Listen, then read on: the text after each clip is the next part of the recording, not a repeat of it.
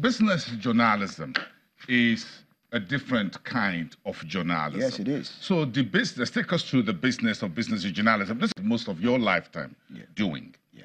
As a reporter, as an assistant editor, as a business editor, and also as a publisher of a news magazine, even now, and also as an author. Yeah.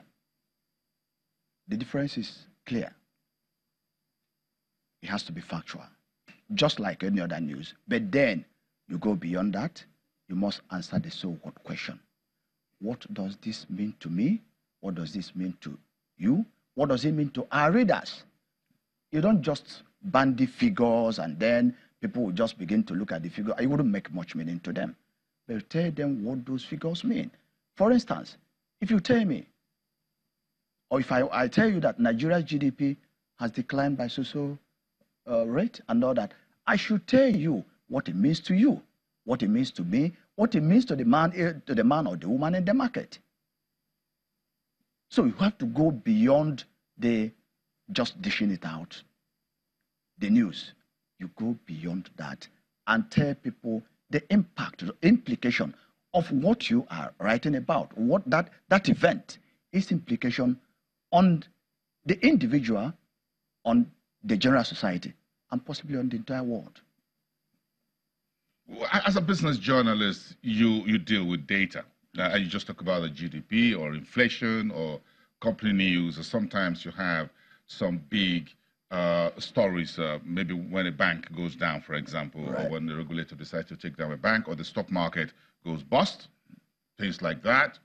When the news is good, sometimes it could be really good news. Yeah, sure. So all of this, what does it mean for as a business journalist in time that you sit down or you go out yourself reporting, squeezing the numbers, getting the hard, but the integrity of data and your own integrity of dishing this out as well, not minding your own sentiments? That is very, very key.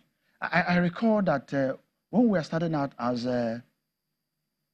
business reporters, especially covering the capital market, most of us, by our own kind of self-regulation, couldn't even buy stocks in the market. We said, no, so that we would be very objective. We will not be involved in favoring, we shouldn't be seen favoring any kind of any company or anybody. So, because take it or leave it, if you are an investor in a company, if you are a shareholder in a company, and you're a reporter, and something wrong is going on there, you may not be very quick in reporting that event, because you know so many people will be hurt, but you will be the number one person that will be hurt. So you're hurting yourself. So that's part of the ethics. That's part of the ethics. Yes. But then, somewhere along the line, it was like, no, you can't do this. You can be a shareholder like any other person. But let it be for stocks that are already on the floor of this exchange. So that you don't get some kind of privileged information and use it to maybe more. The jury is still out there, and I think there are clear lines that, yes, if you're a market or a business journalist, even for stocks that are listed on the exchange, you can't be a buyer and a seller.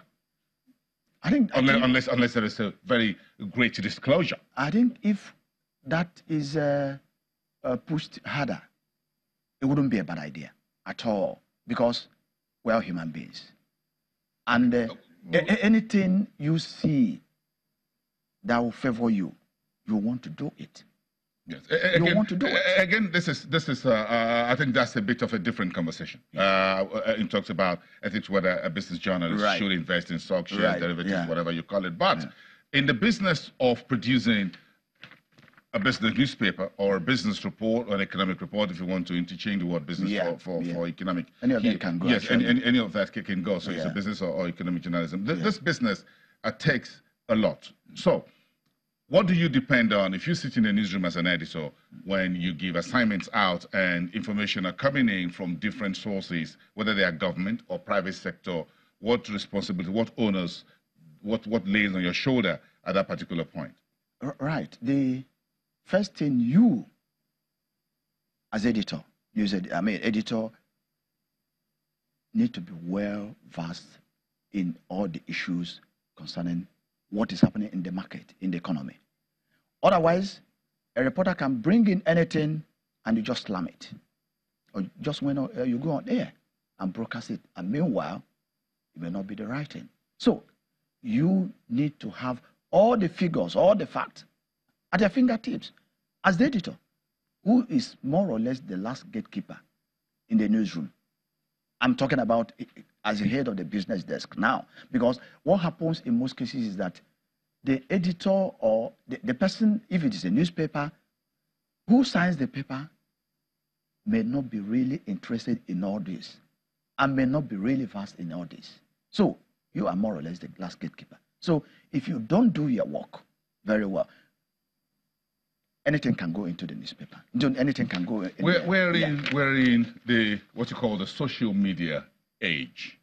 So the job of economic journalism in a social media age, what does it mean to you? You can see the difference now.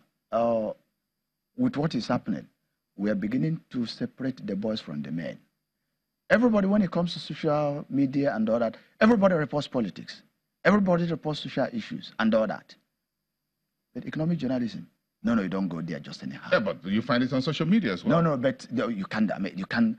Maybe just try to do something. Just try to do something. Because what happens is this: if you don't understand the figures or the facts, you can't just push them in. You can't just push them out. The only thing you can just try. You can just try. But that remains the business of the trained business journalist. We'll have a lot more to talk about that in terms of understanding what you see and if you really know it, and what does it really mean? How do you separate the boys from the men, as you said? Ray Echebere, the CEO at the Center for Financial Journalism. We'll be right back after the break.